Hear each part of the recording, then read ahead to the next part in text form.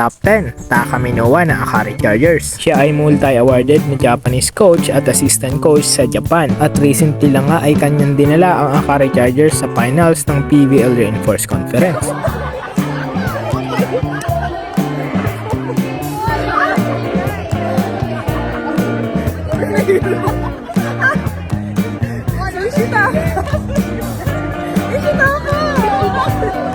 Top 9 naman ay si Coach Oliver Almadro ng UP Fighting Maroons. Although napaka-controversial ng coach na to, hindi natin maipagkakala na napakaraming achievement na ang nagawa ng coach na to.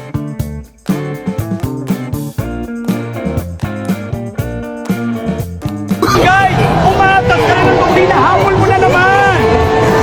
How many times kayo may nagpapagpasa sa'yo, binawan mo na! Pag iniwan ka na, huwag ka nang balikan!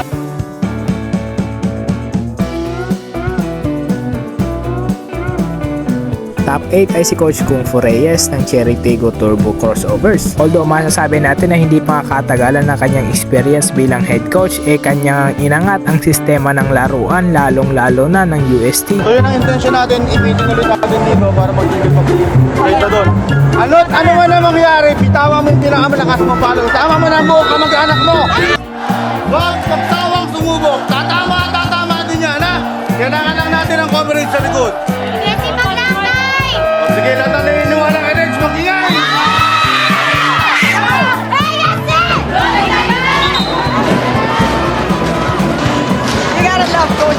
Top 7 naman ay si Coach Shaq De Los Santos ng Signal HD Spikers. Bukod sa pagiging head coach ng isang champion team, marami na rin napatunayan itong head coach na to, hindi lang sa local pati na rin sa international stage. Judy, huwag mo itapon, ha? Ikaw itatapon ko. Ha? Sige. Harasara ka.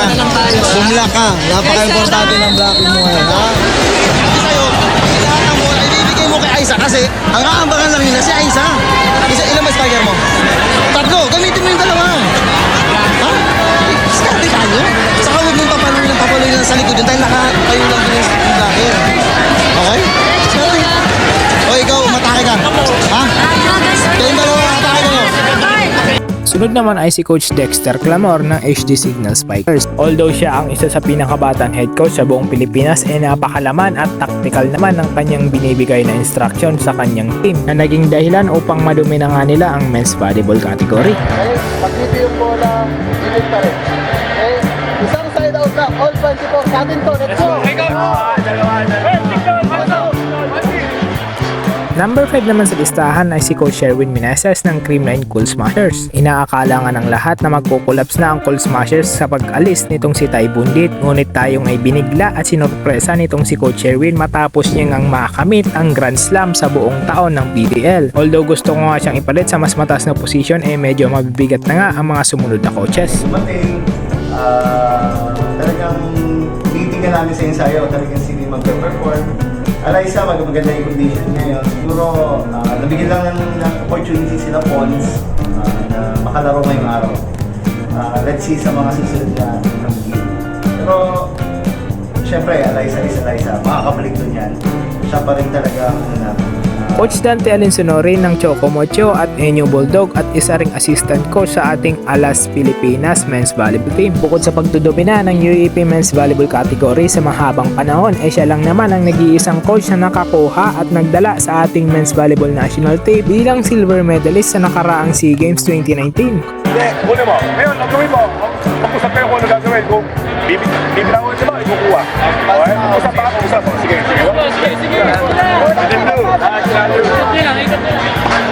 Legendary coach na si Coach Roger Gorayev ng Capital One Solar Spikers. Bukod sa pagiging multi-awarded head coach sa national at international state, siya lang naman ang nag-iisang naghubog sa ating phenom na si Alaysa Valdez. Ang layo ng pinanggalingan, may hindi mo pa mabasa yung bola. Yung mga palo nyo, humihilik. Ang bagal eh. Paano sinusurbol? Paluin nyo para sumagitsit yung bola. Pag hinampas nyo, gising yung bola. Ay humihilik yung bola nyo eh. Natutulog yung bola nyo sa lambot na. Dalawa lang! Anong paraan? Dikit naman yung bola san eh. Ang pinairan nyo kasi takot. Wala naman multo rito. Anong kinatatakot mo pa?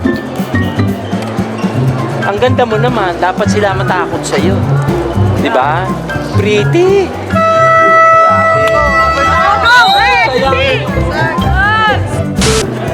Nag-Girl Scout ba kayo? Ha? Ano ba motto ng Girl Scout? Laging handa, di ba? Yung datang handa nyo, kain ang ibig sabihin eh. Abangan nyo na, handaan nyo na yung service. Hindi yan naaangat ng hindi nyo re-receive. Di ba?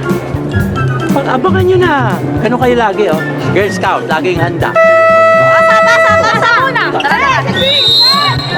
Ayos, taw-tauhin nyo yung blacker. Ha? Basta kailangan bawat isang spiker may blacker. Naintindihan? Huwag nila pababayaan na umopen spike yung mga yan. Depensa sa likod, Gab, huwag mo pababayaan, ha? Walang bola, babagsak. Nanunood na lang kayo eh. Magugulat kayo yung bola, nasa harap na lang ninyo. Intindihan nyo, Phil, kailangan natin patayin yung bola. Ilakas mo yung palo mo. Isama mo na lahat. Kailangan mapatayan eh. Ha? Malakas eh. Number 2 spot naman goes to Happy Coach, Coach Ty Bundit ng Criss Cross King Crunchers. Bukod sa pagkamit ng napakaraming medalya sa UEAP at PVL tournament, siya lang naman ang nag-iisa at nagbubukod tanging head coach na nakakuha ng gold medal sa international stage sa kanyang Thai Volleyball Club na Nakhon Ratchasima last year.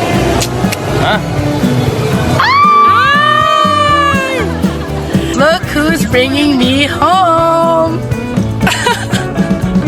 Coach, say hi. Hi! Hua! Who? Say hi, everyone.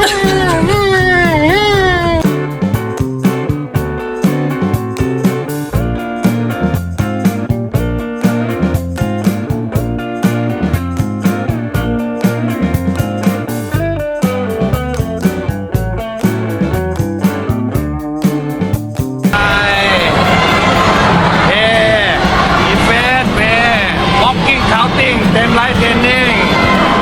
Walking, no count, everything forgot. Everything forgot. Not that forgot. I cannot do.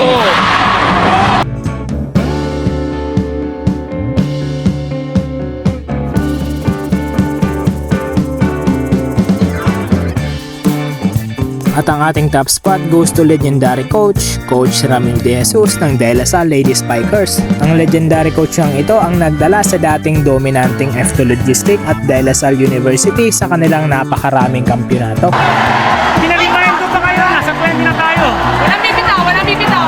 Labanan na ito, eto na yan. Dinala ko na kayo sa 20, eto na. Kayo na yan. Hindi na labanan ng coach yan, kayo na. Walang bibitaw. Karakter na to ng team, naiintindihan nyo? Yes. Let's go. 1, 2, 3. 1, 2, 5. You know, then, yun na lang yan, ha? Isigan tayo ng tama. Huwag tayo nagmamadali sa ginagawa. Nagmamadali tayo, pero ang bagal-bagal ng play ng atake natin. Jackson, natin ko naman sa'yo, tapat namin tama pag gusto ka. Hindi ka pa pwede magpaiwan di murada. Hindi pa panoy ng diretso yan. Okay? Yes. Bawi tayo. Hey! Sisipan ko pumasok eh. Pag pumasok ka may kakagat na blacker. Eh bakit mo ibibigay? Di ba? Pag may bibigay, siguradong pinasukan niya, nasa timing. Yun ang sinasabi ko eh, makakuha ng blacker. Yun lang yung importante, makakuha ng blacker. Para makapalo ng maayos yung dalawang gilid mo. Pag binigay mo, siguradong black yan. Pinapapasok ko nga eh, sipag lang. At nag-boomlock tayo, hindi mo pwede panoorin. Si Maiso lang mapatay ng bola, ayaw niyo pambantayan. Di ba? Mag-cross court, kagad mo yan.